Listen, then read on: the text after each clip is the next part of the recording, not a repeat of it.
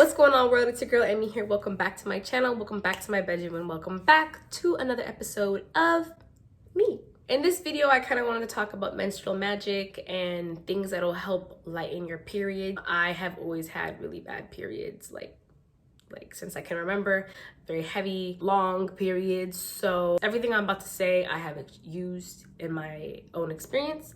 So before I go any further, you know what to do. If you feeling the vibes, you're gonna hit that what? That subscribe, because it validates me. Let's feel that you like me. So let me know that you like me. Let's get into it, right? Periods in Western culture, which is where I live, I'm assuming maybe you too. Periods are seen to be shameful. They're seen to be disgusting. It's been very normalized for it to be painful, but it doesn't have to be. Your womb is communicating with you, and it's telling you what it needs and what it wants. If you're tapped into it, if you're listening to it, and it's very hard to listen to our bodies, to listen to our own intuition, to listen to our womb when we live in a culture that has normalized stimulants like caffeine, pharmaceutical medications. People are constantly taking, Advil, or what's the one that's specifically for your periods? There's a medication for that.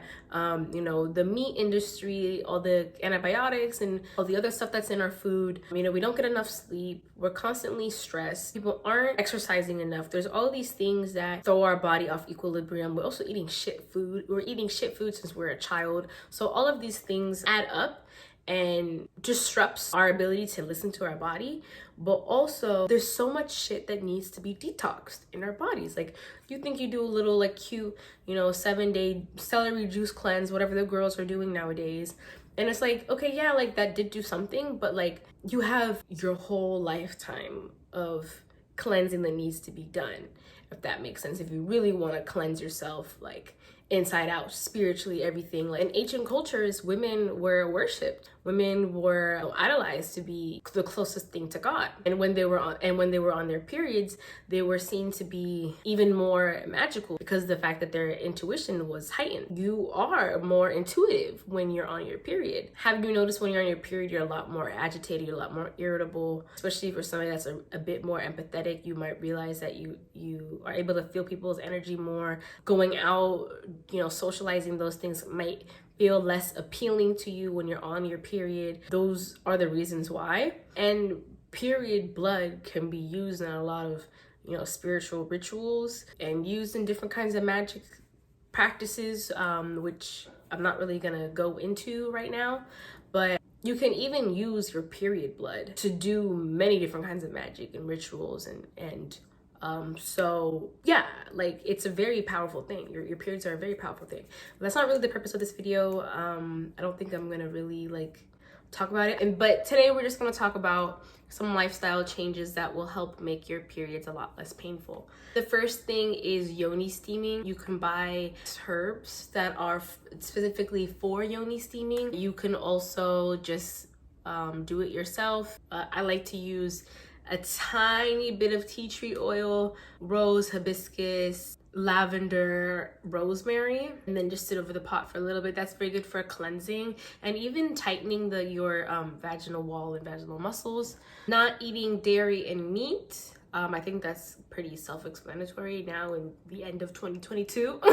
Limiting your alcohol consumption or just quitting completely, at least for a detox period while you're, doing other detox things detox herbs or juicing, things like that. But if anything, if you're not gonna do that, at least try to limit or stop completely your alcohol consumption the week before and the week during your period. If you can make this a permanent thing, honestly, when I was vegan, I had the lightest periods of my life.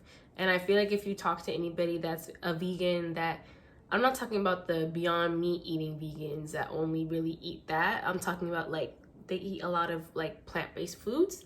Ask them about their periods, ask them about their cycle. I'm sure they'll tell you that it's very short, it's very light, and it's painless. I know in ancient Egypt, periods lasted 2 to 3 days and they were very light. But yeah, I would challenge you to at least, if you can't go vegan, if you can't go vegetarian, I would at least challenge you to try to cut alcohol and cut meat for at least 3 to 4 months and see what happens to your periods. Like, especially if you're someone that, you know, has a lot of fibroids, has cysts, maybe even PCOS, you know, things that make your periods a lot more painful and affecting your other hormones. I definitely recommend cutting these out, reducing your consumption of these things. But I'm not a doctor, so, but yeah. Connecting with your sacral chakra, you can do this in multiple different ways. I don't think I really talked about your sacral chakra a lot in this video, but you know, your sacral chakra is that energy center that goes right over your womb. It's your center of creativity, the center of your relationships, divine feminine energy. So there's a bunch of different ways to connect with your sacral chakra. Consuming foods that are orange, the color of the sacral chakra. Dancing is a great way to get reconnected to your sacral chakra. Having sacral crystals, carnelian is the one that comes to mind. Eating orange foods, sacral chakra meditation, eating papaya, eating oranges, breathing exercises, wearing the color orange, wearing you know, waist beads that are orange, and really just connecting with your feminine energy. You know, we live in a very masculine focused world, a masculine energy focused world, all about doing and doing and doing, and we don't allow ourselves to be in the receptive mode. The feminine energy is all about receiving. So finding ways to really be open to receiving. I talked about this in another video that I just filmed today. I can link it below as well, but I talked a lot about releasing traumas and releasing old relationships, and really thinking about, you know, what traumas and experiences am I still holding on to from the past. Your womb is also the center of your inner child and your connection and relationship with your mother.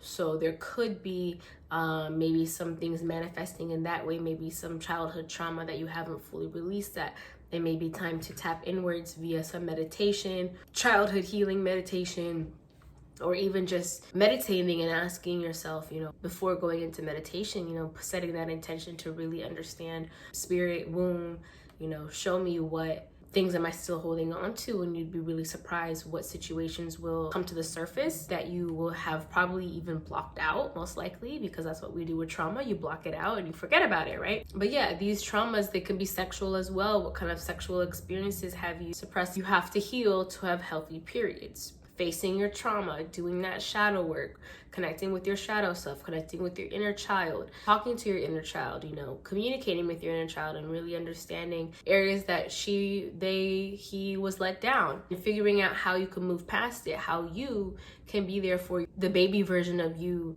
now, and showing up in the world as that person. Sit with that pain and, you know, sitting with that emotion, and really asking yourself in meditation or before meditation, you know, what is this experience teaching me? What has this pain taught me? Maybe even through journaling. Your intuition speaks to you, and you'd be surprised what situations may come up that need to be released, what previous partners, relationships, exes, memories, emotions that are still sitting in your womb. It could be even things around your mother, you know, your relationship with your mother. The womb rules, you know, the relationship that you have with your mother is that umbilical cord connection, right? Are you holding on to any grudges still from the past? What does that relationship with your mother look like? Do you accept the fact that your mother is a human being just like you, making mistakes, that is not a perfect person, and is just going through life learning day by day just like you are? So those are some emotional things, spiritual things that have helped me.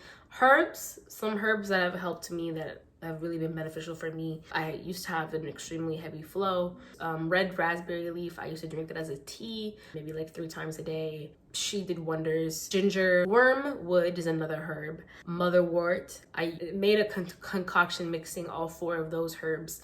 I would also drink, you know, 3 to 4 times a day. Blue lotus is also a very good herb, especially for connecting with your intuition and, you know, that the womb, the brain part of the womb. Willowbark is an amazing herb for cramps and, you know, reducing those cramps, as well as ginger.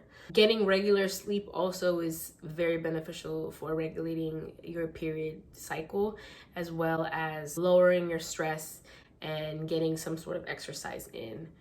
which I'm sure we hear all the time, but it's very true. So yeah, that's everything that I have for this video. I hope it resonated with you. Please let me know if there's anything I forgot. There's another video on, you know, menstrual cycle, menstrual magic. That's a bit more detailed if you want to know more about that. But yeah, like and subscribe to my channel. I really appreciate it. I hope this was helpful, and I hope you have a great rest of your night.